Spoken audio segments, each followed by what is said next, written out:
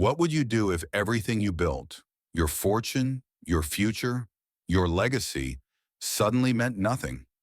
Frederick Lawson, a powerful billionaire, discovers he's sterile just moments before a reckless crash changes everything.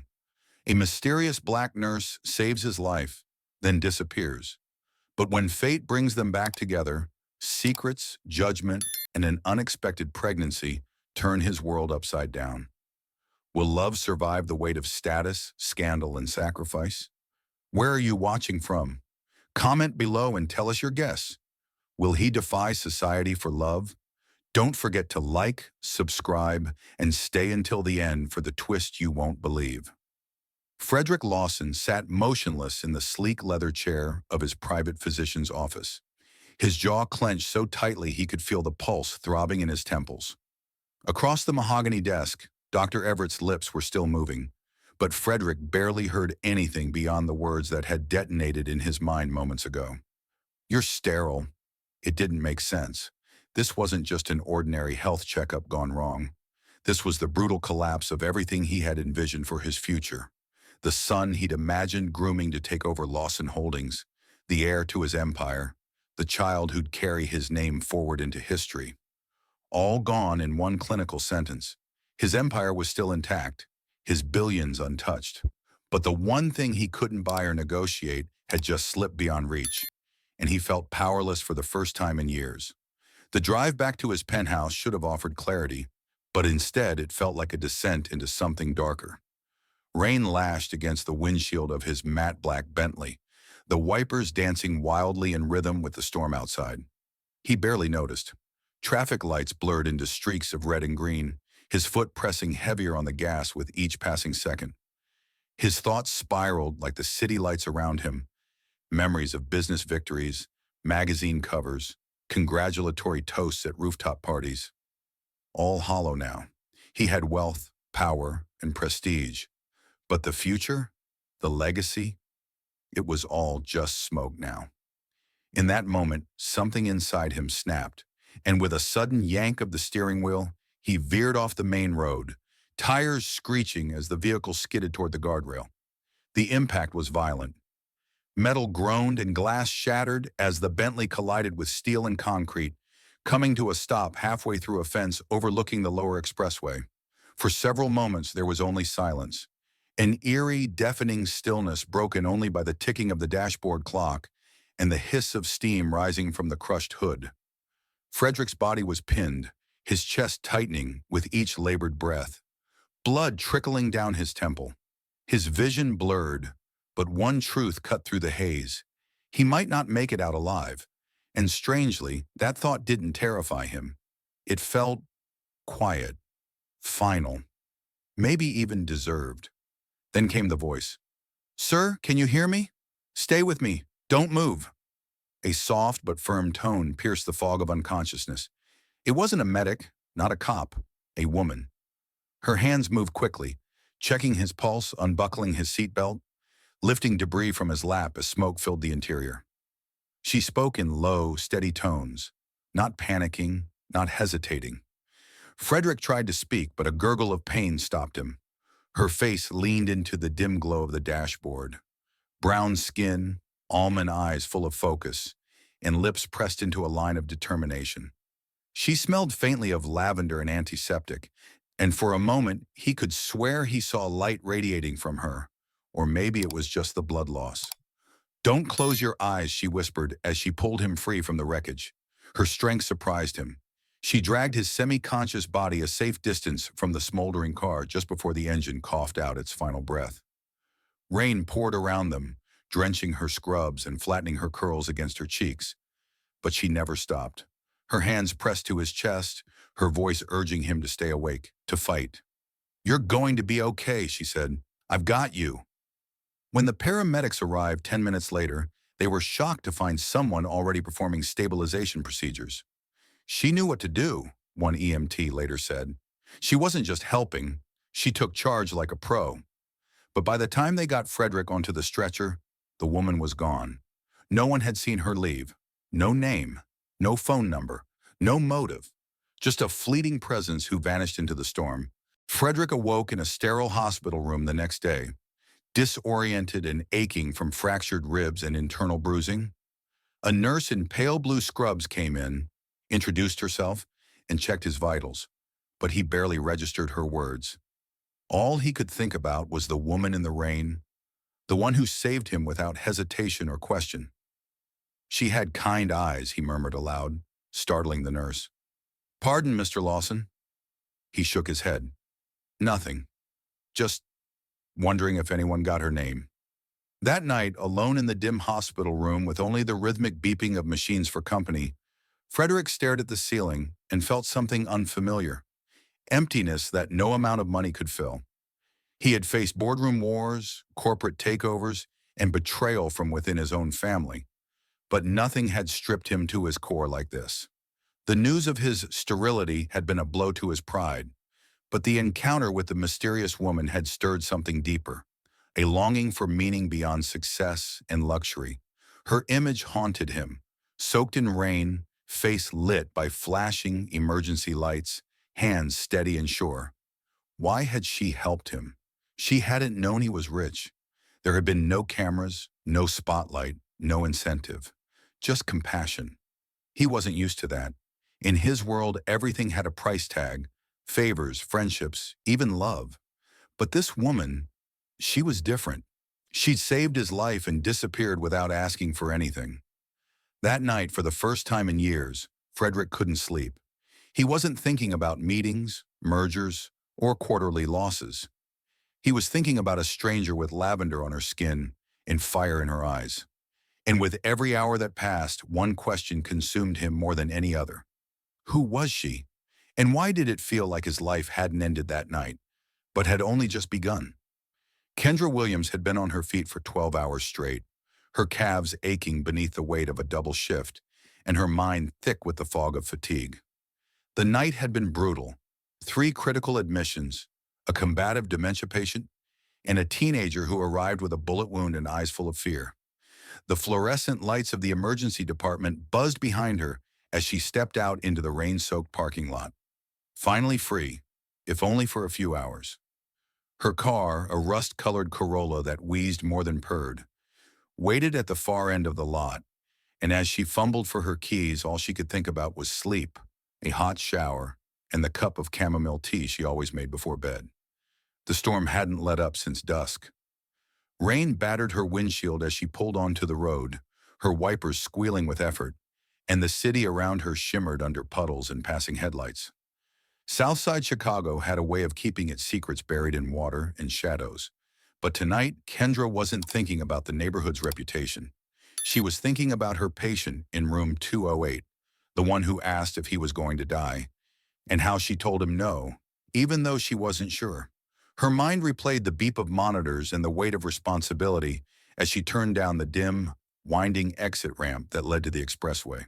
That's when she saw it. Just beyond the overpass, a black car rested at an unnatural angle. One wheel lifted and spinning, the frame crumpled into the guardrail like a soda can. Smoke rose in lazy spirals from the hood, catching the glow of nearby streetlights. Without thinking, Kendra pulled over, her hazard lights flickering to life, and grabbed the small emergency bag she kept in the trunk. Her sneakers splashed through the puddles as she ran toward the wreck, rain soaking her scrubs, hair sticking to her forehead, and adrenaline washing away every trace of exhaustion. She had seen dozens of crash victims before, but never from this side of the equation. Inside the driver's seat was a man, slumped forward, his forehead resting against the wheel. Blood trickled from a gash on his temple, painting his cheek in uneven strokes, and his breathing was shallow but present. The door was partially jammed, the metal frame warped by the impact. Kendra didn't hesitate. Bracing her foot against the fender, she tugged with both hands, grunting as the door groaned open, just wide enough to let her slip inside. Her fingers pressed against his neck, pulse present, still alive. "Hey," she said firmly, leaning close, her voice cutting through the rainfall and engine hiss. "Can you hear me? Blink if you can." His eyes fluttered once, then again. Relief surged through her as she reached under his arms and began to maneuver him from the driver's seat. The position was awkward, and his weight, well over 6 feet and muscular, nearly pulled her down. But she held firm. "You're going to be okay," she whispered, her tone less clinical now and more like a promise. "I've got you." The two of them collapsed onto the wet pavement with a thud, her knees bruising instantly. But she didn't care. She tilted his head back, checking his breathing, shielding his face from the rain with her body. Her lips moved quickly, counting under her breath, monitoring his responsiveness. And when the faint sound of sirens rose in the distance, she exhaled. Someone had called for help. She wouldn't have to do this alone much longer. As the ambulance roared around the bend, paramedics spilled out, sliding toward them with gurneys and medical kits in hand. Kendra didn't wait for applause. She handed off the man's vitals, gave a rapid account of what she had observed, and stepped back into the shadows, unnoticed by most. One of the paramedics looked up and caught her eye. "You a nurse?" he asked, breathless. "Yeah," she replied, brushing rain from her lashes. "Southside General." He nodded with something close to respect, but then turned away as the team loaded the man into the rig. The moment was over. Kendra didn't give her name. She didn't ask for his. She walked back to her car, soaked to the bone, her hands trembling slightly now that the urgency had passed.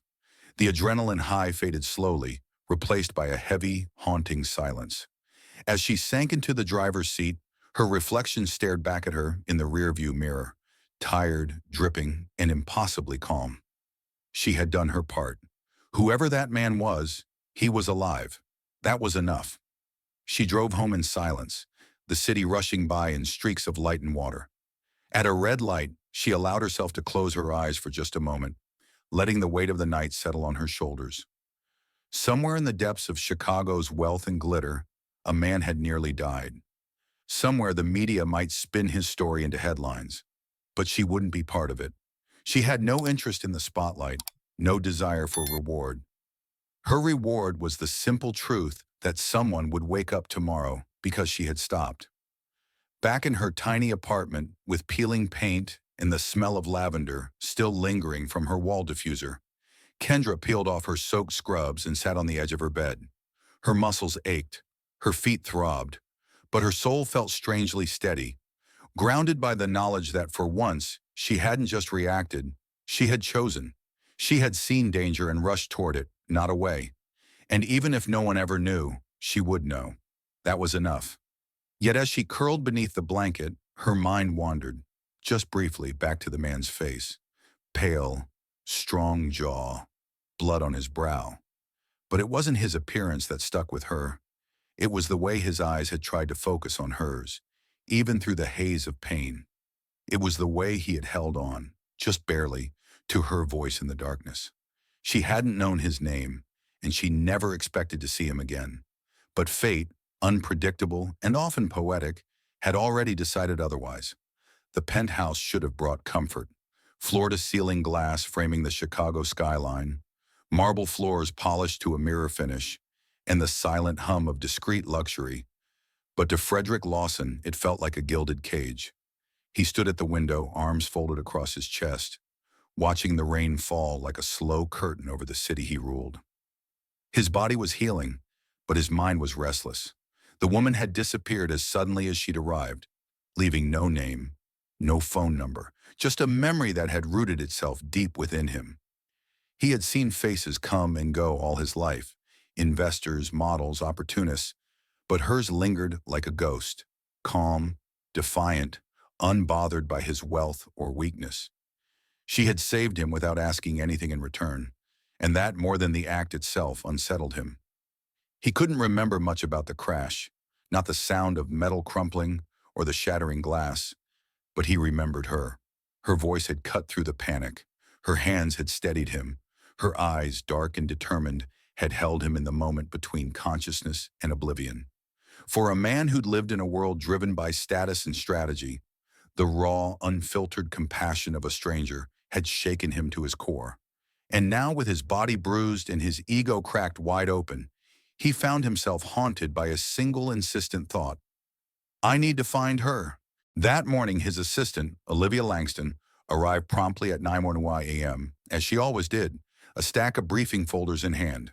Efficient, composed, and fiercely intelligent, Olivia had been with him for 7 years, and had grown accustomed to his moods. But this was different. As she walked in, ready to discuss board appointments and international licensing, Frederick cut her off mid-sentence. "Forget the portfolio for now," he said, his voice low and serious. "I need you to find someone." Olivia blinked, confused. "Of course. Who?" He hesitated, as if saying it aloud made it more fragile. "A nurse," he said finally. "A black woman. Late 20s or early 30s, I think. She saved my life after the crash." Olivia lowered the folders slowly, watching his face. "Did she give you a name?" Frederick shook his head. "No, but she was there when the paramedics arrived. She left before anyone could thank her." Olivia didn't ask why he wanted to find her. She had learned long ago that when Frederick Lawson fixated on something or someone, he followed through. With a slight nod, she replied, "Give me 24 hours." True to her word, Olivia returned the next day with a tablet in hand, a small smile tugging at the corner of her lips. "Her name is Kendra Williams," she said, placing the device in front of him. "Registered nurse at Southside General, graduated top of her class, volunteers in pediatric care, lives alone in Hyde Park. Quiet, clean record, no press, no drama." Frederick stared at the screen. There she was, not in a glamour shot, but in a candid photo from a community health fair. Scrubs slightly wrinkled, her hair tied back, arms crossed, and smiling at a child holding a teddy bear. It wasn't just the image that struck him. It was the energy. She looked like she belonged to a world far from his, but she carried herself with a kind of pride he recognized immediately. She didn't need anything from anyone, and that's precisely what made her unforgettable. The next morning, Frederick stood outside Southside General, feeling oddly out of place in a dark tailored coat and Italian shoes. The hospital was modest, overworked, and underfunded, but it pulsed with a kind of energy his pristine corporate offices never had. Real people, real stakes. As he stepped inside, the scent of disinfectant hit him immediately, mingled with coffee and the faint metallic tang of antiseptic.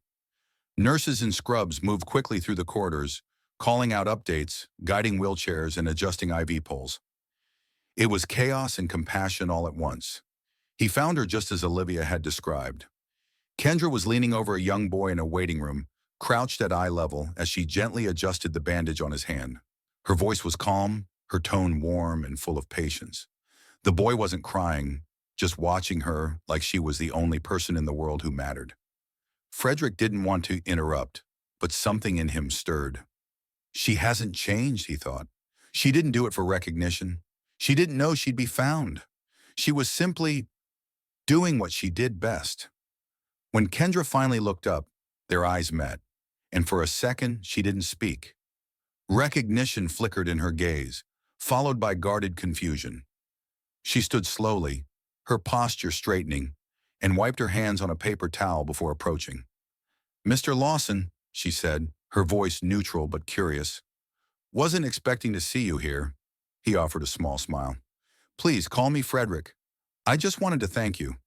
What did you do that night?" She held up a hand gently. "You don't need to thank me. I was just in the right place at the right time." He reached into his coat pocket and pulled out an envelope. "I insist. It's not much. Just a gesture of gratitude." Kendra glanced at the envelope but didn't reach for it. Her eyes met his again, this time with quiet resolve. "I didn't stop because I was expecting a reward," she said. "I saw someone in trouble, and I did what I could. That's all." Frederick paused, the envelope still in his hand. "Most people wouldn't have." She smiled, just faintly, but with a warmth that felt more genuine than anything he'd experienced in months. "Then maybe they should." For a moment, silence stretched between them, thick with unspoken thoughts. Frederick finally lowered the envelope, sliding it back into his pocket. "You're different," he said quietly. "I didn't realize how much I needed to be reminded that people like you still exist." Kendra tilted her head, her gaze still guarded. "You don't need to be reminded," she said. "You just need to stop surrounding yourself with people who've forgotten." Then she turned and walked back toward her patient, her steps steady, her presence calm and unwavering. Frederick stood there stunned by her simplicity and power. In a world where everyone calculated, angled, or negotiated, she had given freely and walked away. As he turned to leave the hospital, One truth wrapped itself around his thoughts like a whisper that refused to fade. He hadn't just come to thank her. He had come to find something he didn't know he'd lost, and he wasn't about to let it slip away again. The coffee shop smelled of cinnamon and fresh espresso, its soft lighting offering a calm refuge from the wind howling outside. Frederick Lawson sat across from Kendra Williams, watching her stir honey into her tea with quiet precision. Their meetings had become a quiet routine, unplanned yet consistent, a rhythm neither had fully acknowledged but neither had interrupted. He hadn't expected her to say yes to coffee the first time he asked, but she had, and then again, and again. Something was grounding about her presence, something that stripped away the layers of his carefully constructed world and reminded him what it meant to feel rather than calculate. Kendra wasn't like anyone he knew. She didn't flatter. She didn't flirt. She didn't ask about his bank account or his past or what kind of car he drove. She talked about her patients, about her community, about the kids who came into the ER without coats in winter and left with donated jackets from the nurse's closet.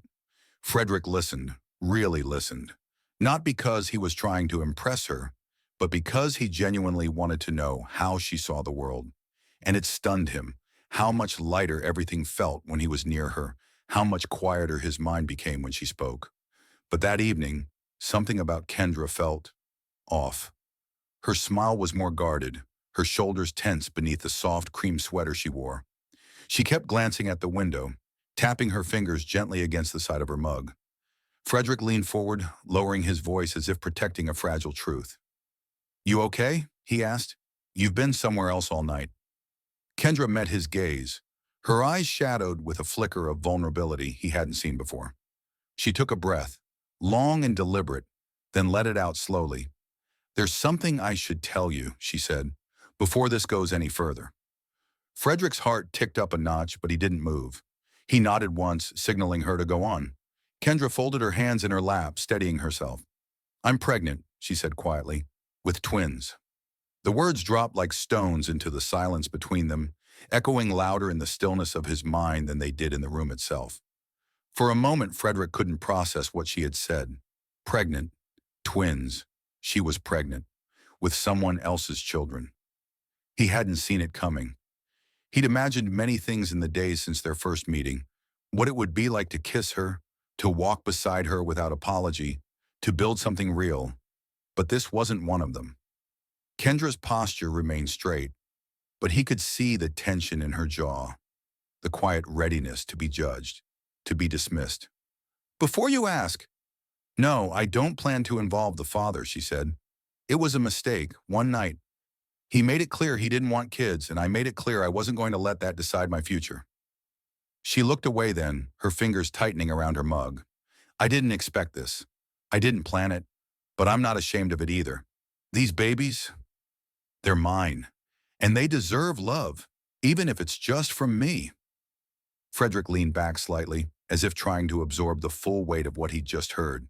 His thoughts spun in rapid circles, images of his sterile diagnosis, the raw grief that followed, the hopelessness that had taken root in his chest.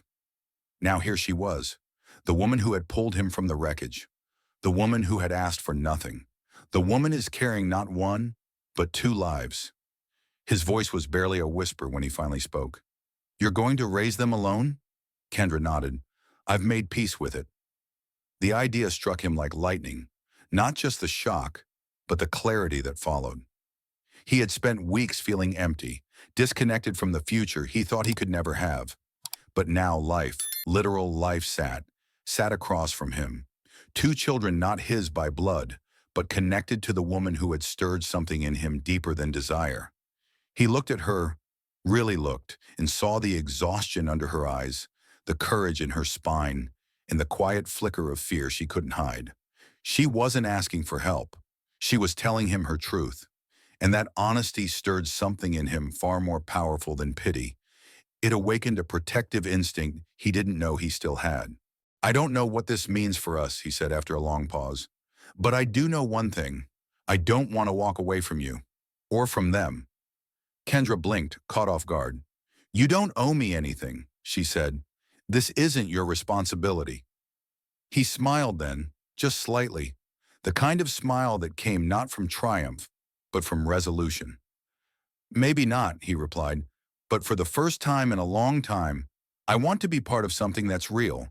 No contracts, no expectations, just presence. Kendra didn't answer immediately. She searched his eyes, trying to measure his sincerity. But what she found wasn't performance. It was a man stripped down to his most human layer, standing in front of something fragile and choosing not to run. Slowly she nodded, not in agreement, but in acknowledgement. That moment between them was delicate, suspended like breath before a storm. It didn't erase the complexity, didn't promise a perfect ending, but it was real. And in a world where everything came with conditions, that was more than enough. They sat in silence for a while, the noise of the coffee shop dimming around them. Outside, the wind had calmed. Inside, something else had begun. Not a romance born of fairy tales or grand declarations, but a quiet shift toward possibility, toward connection, toward a shared truth that neither of them had expected, yet somehow both needed. And as Frederick walked Kendra to her car that night, he didn't see the complications. He saw the curve of her smile and the reflection of the streetlight and thought, maybe this is how new legacies begin. Not with bloodlines, but with choices. The hum of conversation faded the moment Frederick stepped into the Lawson Estates dining hall. Crystal chandeliers bathed the room in a golden glow, catching on silverware and glass, reflecting perfection at itself. His family had always prized appearances, every napkin folded with precision, every gesture rehearsed, every smile a tool sharpened over decades of legacy. Seated around the long oak table were his mother Margaret, his sister Caroline, and a selection of extended relatives and business allies dressed in polished arrogance. Frederick had always played the part they expected, controlled, brilliant, and untouchable. But tonight something was different. He was different, and they were about to find out why. Caroline was the first to strike. She leaned forward, wine glass balanced in manicured fingers, her tone too sweet to be sincere. So, she said, drawing out the word like an accusation wrapped in silk. I've been hearing rumors, Freddie. Something about a nurse from Southside General? Tell me it's not true. Across the table, Margaret stiffened, but remained quiet, her expression unreadable. Frederick set his fork down with care, eyes steady on his sister. Her name is Kendra Williams, he said. And yes, I've been seeing her. A ripple of tension passed through the table. An uncle cleared his throat. A cousin avoided eye contact. Caroline, of course, did not flinch. She's pregnant, she added sharply, as if daring him to deny it. With twins. And they're not yours. Frederick didn't blink. They're hers, he replied. And that's enough for me. Caroline's mouth curled. You've lost your mind, she said, laughing once without humor. You're Frederick Lawson. You don't date single mothers, especially not ones from Hyde Park with no pedigree and no connections. His mother finally spoke, her voice cool and clipped. Your reputation is not just yours to tarnish, Frederick. This family has spent generations building something that you now risk destroying over a passing infatuation. He turned to her slowly, meeting her eyes. Is that what you think this is? He asked. An indulgence? Margaret didn't answer, but her silence was loud. She saved my life, he continued. She didn't ask who I was or what I could offer. She didn't want anything, and for the first time in years, neither did I. A beat passed, heavy and cold. Caroline's voice dropped into a venomous whisper. You do realize how this looks, don't you? A billionaire falling for a nurse from the South Side? It's pathetic. People are talking, investors, board members, our friends. Frederick stood up slowly, his voice now quiet, but edged with steel. Then let them talk, he said. If people are offended by compassion, if they judge me for choosing honesty over image, then I'm done entertaining their expectations. His hands were steady, his words deliberate. I'm not asking for your approval. I'm just letting you know I won't give her up. Margaret's eyes narrowed. And what of Isabella? She asked. You had an understanding with her family, a future. Do you think you can walk away from that unscathed? Frederick smiled, a tired, almost amused curve of his lips. You mean the woman who dines at charity galas but recoils at real suffering? The one who called me weak for needing therapy after the crash? Yes, I can walk away from that, happily. Caroline rose from her seat too, her face flushed with disbelief. "You're going to throw away everything for a woman carrying another man's children?" His answer came without hesitation. "Yes, because what I'm gaining is more than anything I've ever built here." The silence that followed was final. Not the pause before another argument, but the end of something that could not be repaired. Without waiting for dessert or pleasantries, Frederick turned and walked out of the room, leaving the echo of stunned gasps in his wake. That night, as he drove away from the estate, the city lights no longer felt like a crown, but a challenge. The old world, the one of alliances and bloodlines, was behind him, and ahead was something far more uncertain, but also far more real. In the days that followed, the rumors only intensified. Headlines hinted at scandal. Billionaire walks away from engagement, chooses pregnant nurse instead. Society columns speculated viciously, and whispers followed him into boardrooms and lounges. At his office, shareholders raised eyebrows, and his general counsel asked if he needed reputation management. But Frederick refused to apologize. When colleagues tried to joke or pry, he changed the subject. When investors probed, he reminded them that his leadership wasn't for sale, and when the doubt threatened to rattle him, he simply remembered her eyes, the ones that didn't flicker when the world turned sharp. One evening he met Kendra outside her building, a modest brownstone framed by autumn leaves. She stepped out in a soft green dress and a worn denim jacket, her hand resting protectively over her stomach. Her face carried the fatigue of long shifts and restless nights. But when she saw him, she smiled. Not because he was a billionaire or a rebellion against convention, but because he was him. And for the first time in his life, that was enough. As they walked down the street side by side, heads turning in their wake, Frederick knew the world might never fully accept them. But he didn't need it to. He just needed her. The battles weren't over. The judgment hadn't quieted. But in choosing Kendra, Frederick had chosen something bigger than legacy. He had chosen integrity, chosen love, chosen a future that could never be bought, only built. And for a man who once measured everything in power and precision, that shift was nothing short of revolutionary. The grand ballroom of the Astoria Pavilion shimmered under hundreds of cascading crystal lights, each chandelier suspended like frozen fireworks above a sea of designer gowns and tailored tuxedos. The annual Lawson Foundation Charity Gala was not just an event. It was a spectacle, a stage for whispered alliances, performative generosity, and silent wars of social positioning. This year, however, the buzz wasn't about who donated the most or which politician was spotted at the bar. It was about who Frederick Lawson would walk in with, and what that choice would say. Rumors had swirled for days. Tongues wagged over champagne. Bets were made behind velvet drapes. But no one truly believed the headlines until the moment he stepped through the doors. Frederick entered not alone, not flanked by board members or the icy heiress he had once been expected to marry, but with Kendra Williams beside him. Her dress was understated but elegant, a rich navy silk that hugged her figure gently and swayed as she moved. Her hair was swept into a soft bun, revealing a pair of pearl studs she had nearly left at home. One hand rested lightly on her belly, now softly rounded, while the other was held firmly by Frederick's. As the crowd turned to stare, she didn't flinch, though her grip tightened just enough for him to notice. He leaned toward her and whispered, "Let them look. I'm exactly where I want to be." The silence that followed their entrance wasn't immediate, but rather a slow, rippling hush that spread outward like a pebble dropped in a pond. Conversations faltered, eyes narrowed. A few gasps were stifled behind champagne flutes. It wasn't just that Frederick had arrived with someone unexpected. It was who she was. A nurse, a woman of color, pregnant. And yet he moved through the crowd with unshakable calm, introducing her to CEOs and senators as his partner, his voice steady, his expression proud. He wasn't asking for acceptance. He was demanding recognition. Kendra remained poised, her smile measured but sincere, though each introduction felt like a test she hadn't studied for. She noticed the way some women looked her up and down, their expressions a mix of pity and envy, curiosity and scorn. The men were no better, some too polite, some too calculating, and a few transparently dismissive.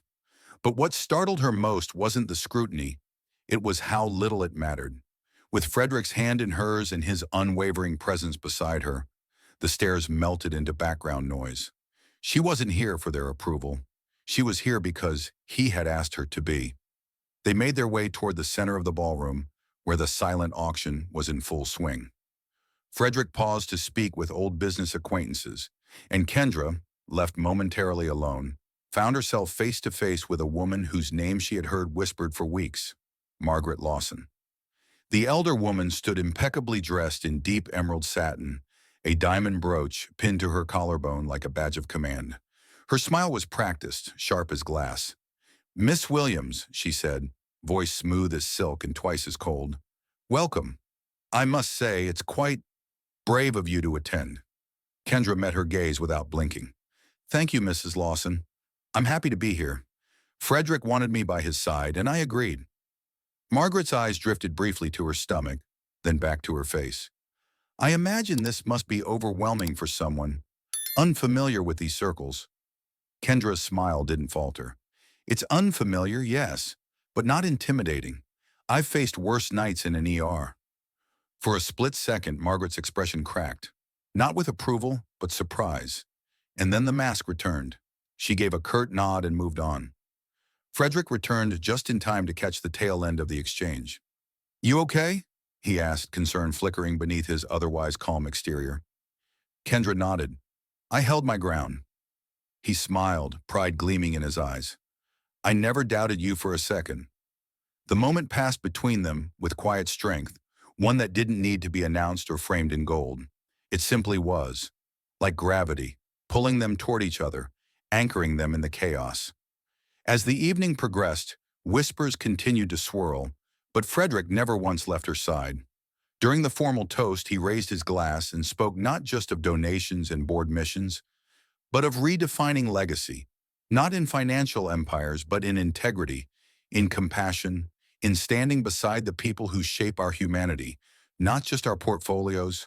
His voice rang clear, his meaning unmistakable, and when he concluded, he turned slightly, placing his hand gently on Kendra's back. "This year," he said, "my greatest gift isn't a number on a ledger. It's a reminder that real courage walks quietly beside you and asks for nothing." There was applause, polite at first, then genuine from a few who understood what had just occurred. Others clapped because decorum demanded it, but behind their eyes were questions, doubts, even resentment. That didn't matter. Frederick had spoken, and in doing so, he had drawn a line not just through society's expectations, but through his past. Later that night, as they stepped into the car waiting outside, Kendra exhaled deeply, tension unraveling from her spine. "I'm not used to being a statement," she murmured. Frederick brushed a loose strand of hair from her face. "You're not a statement," he said. "You're my truth." She leaned into him, the city lights painting the windows with gold, and for the first time since entering that glittering battlefield, she allowed herself to feel proud, not just for enduring, but for belonging. The gala had been more than an event. It had been a reckoning. And though the night had been long, judgment sharp, and appearances everything, Frederick and Kendra had stood side by side through it all. The world hadn't changed because of one evening, but they had, and that was enough for now. The hospital hallway was cold, sterile, and humming with the kind of quiet that masked urgency. Frederick paced its length like a caged animal, his coat thrown across a chair, sleeves rolled up as if preparing to fight something he couldn't touch. Hours earlier, the world had been composed. Kendra had smiled at breakfast, warm tea in her hands, sunlight touching the edges of her cheeks. Now everything had unraveled. Her voice on the phone had been shaky, rushed. "Something's wrong. I'm bleeding." The ambulance had come too fast and not fast enough, and now she was behind closed doors, surrounded by monitors, wires, and strangers in scrubs who didn't care that he was a billionaire. They only cared that she might not make it to morning. Dr. Lin, a sharp-eyed neonatologist with a clipped tone and decades of experience, had explained the risks in painfully clear terms. "She's in early labor, twin pregnancy, 30 weeks. There's distress in baby B's heart rate, and we may need to perform an emergency C-section. The word distress sliced through Frederick like glass. He had learned to translate medical neutrality into human consequence, and he knew this wasn't routine. "Is she in danger?" he had asked, his voice lower than usual, almost foreign to his ears. Dr. Lin didn't soften. "There's always danger, Mr. Lawson, but we're doing everything we can." Now, along with his panic, he tried to hold himself together. He wasn't used to this kind of helplessness. Money, charm, influence, none of it could penetrate the thick double doors that separated him from the woman who had changed everything. He leaned against the wall, squeezing his eyes shut, trying to force away the image of her pale and unconscious, of wires running across her belly, of his hand gripping hers while nurses barked orders in sharp clinical tones. He had seen people die before, seen them flatline in hospitals, in headlines, in courtroom dramas, and in business disasters. But this was different. This was her. He heard footsteps before he saw the nurse. She came briskly, clipboard in hand, and paused in front of him. "She's stable," she said, "but we're moving ahead with the C-section. She's asked for you." Without waiting, he followed, heart hammering, throat dry. Inside the operating room, the lights were blinding, and the air smelled of antiseptic and metal. Kendra lay on the table, eyes glassy with exhaustion and fear. Her hand reached for him the moment she saw him, and he didn't hesitate. He took it, held it tight, and leaned down. "I'm here. I'm not going anywhere." Her voice trembled as she whispered, "Promise me they'll be okay." He nodded, his voice breaking. "They will be. I swear it." The surgery moved fast. Surgeons moved with mechanical precision, and Frederick could only watch, helpless, wide-eyed, as the blue curtain hid most of the action from view. He focused on Kendra's face, on the rise and fall of her chest, on her quiet murmurs of pain and fear. Then came the cry. It was faint, not quite the full-throated wail he had seen in movies, but it was real, and it was enough to knock the air from his lungs. The nurse lifted a tiny red-faced infant into the air, shouting, "Baby A, female, breathing!" A moment later, a second cry followed, weaker, more fragile. "Baby B, male, needs oxygen." Frederick watched as their son was whisked away, surrounded by machines and soft murmurs of concern. Kendra didn't speak. She couldn't. Her eyes fluttered closed, and panic surged in him until the doctor reassured, "She's okay, just sedated." But it didn't soothe him. Nothing did. The twins, his twins, though not by blood, were now fighting for life in incubators, and the woman he loved was unconscious beneath white sheets, pale and still. He followed the nurses to the neonatal intensive care unit, scrubbing in, donning the sterile gown they handed him. Inside, the room was a quiet hum of monitors and ventilators. Baby A, Helena, was breathing on her own, wrapped in wires and swaddled in a blanket far too large for her tiny frame. Baby B, Henry, lay beside her, smaller, struggling, his chest rising and falling in uneven rhythm as machines hissed softly at his side. Frederick placed his hand near the glass, heart cracking with awe and terror. They were so small, so impossibly fragile. Yet here they were, alive, real, and tethered to him in a way that went deeper than biology. He had thought legacy meant shares and stone buildings and law firms bearing his name. But looking at them, he knew he'd been wrong. This was legacy. This was blood and breath and sleepless nights. This was sacrifice, vulnerability, and the terrifying wonder of holding something so easily lost. He stayed in that room until the sky outside turned gray. Nurses moved around him like ghosts, quiet and efficient, but no one asked him to leave. They seemed to know. When Kendra woke up in recovery, the first thing she asked for was him. He came to her bedside, took her hand again, and this time he didn't have to say anything. She saw it in his face, the pain, the relief, the exhaustion, the love. "They made it," she whispered. He nodded, a tear slipping down his cheek. "They're fighters, just like their mother." Kendra let out a breath that trembled at the edges. "I was so scared," she said. "I kept thinking, what if I never got to meet them?" Frederick kissed her hand. "You did more than meet them. You brought them into the world with courage I've never seen."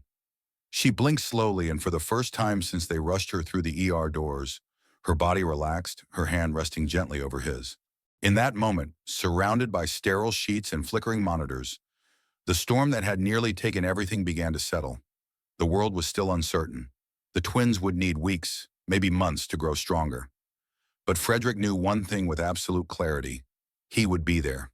Every minute, every breath, every beat of those tiny hearts was now tethered to his own. And though he hadn't planned for this, hadn't even thought it possible, he realized now that the life he'd been chasing had always been waiting here, in the fragile space between fear and love. The celebration was small, quiet, and overflowing with the kind of joy that didn't need chandeliers or velvet carpets to feel grand. Frederick stood in the living room of their modest Hyde Park home, sunlight pouring through the wide bay windows as laughter echoed around him. Balloons danced on strings tied to chairs. A homemade banner read, "Happy First Birthday, Helena and Henry," in uneven handwriting. Kendra's, lovingly imperfect. The scent of vanilla cupcakes mingled with the faint aroma of baby lotion, and toys lay scattered like confetti on the hardwood floor. It wasn't the kind of party he would have imagined hosting years ago, but it was perfect in a way that wealth could never touch. Helena had her mother's eyes, warm, alert, with a flicker of mischief. She toddled on chubby legs from one adult to another, squealing in delight every time someone clapped. Henry, quieter, more observant, sat near the window with his hands wrapped around a book that was upside down, his gaze locked on the light dancing across the floor. Frederick watched them both with a heart so full it ached. A year ago, he had stood in an operating room, begging the universe not to take them. Now they were here, healthy, thriving, loud, and everything he hadn't known he needed. He caught sight of Kendra across the room, laughing with two of her nursing colleagues, her curls pulled back, and a soft blue dress hugging her frame. She glowed, not just with beauty, but with strength, with peace, with a presence that commanded the air around her without demanding it. She glanced at him and smiled, and in that one look, Frederick felt the ground beneath his feet steady again. There was no question now, no hesitation. She wasn't a chapter in his life. She was the story. The woman who had saved him, challenged him, held him accountable, and somehow made him better without ever asking him to change. Later that evening, after guests had left and the twins were asleep, Frederick and Kendra sat on the couch, feet tangled together, a quiet hum of contentment between them. She held a mug of tea in both hands, and he leaned back, one arm draped behind her.